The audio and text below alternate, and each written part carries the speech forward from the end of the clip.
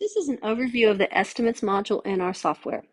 The Estimates module can be accessed by the navigation hamburger on the left-hand side by typing in the first couple letters of the word estimate, or the icons in the middle of the dashboard. I'm just going to click on the Estimates module in the middle. The top left is just basic information about the sublocation, client, and contact. The next section says 2 work orders.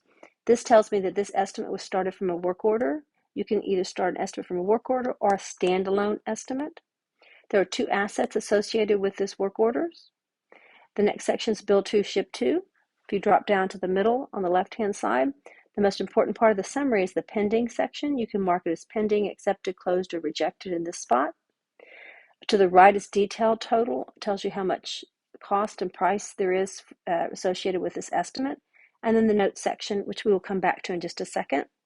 And the very bottom of the estimate is all of the labor and products necessary to repair the 2 assets. So we go back up to the 2 assets and click on recumbent stepper. And we click on the work order notes on the right-hand side. The notes from the recumbent stepper work order populate there. And then at the bottom, the items, the labor and the products are just what's noted to repair the recumbent stepper.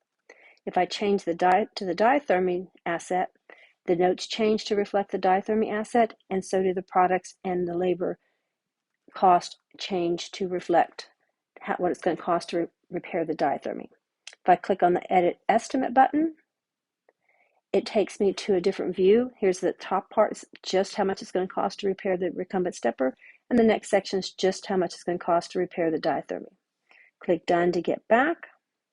And we go to the menu at the top left, and we look down here at the preview button. I always like to hit the preview button so I can see what the outwardly facing document is going to look like before I send it to the client to make sure I've got all the parts filled in. Here's a nice view of it. We have the ability to add pictures to your estimates, and they'll go in this documents folder to the right of the menu. We go back to the menu and the email button. After you email the estimate to your client, a green text shows up. It says what day you sent the estimate to them, so you can track that information.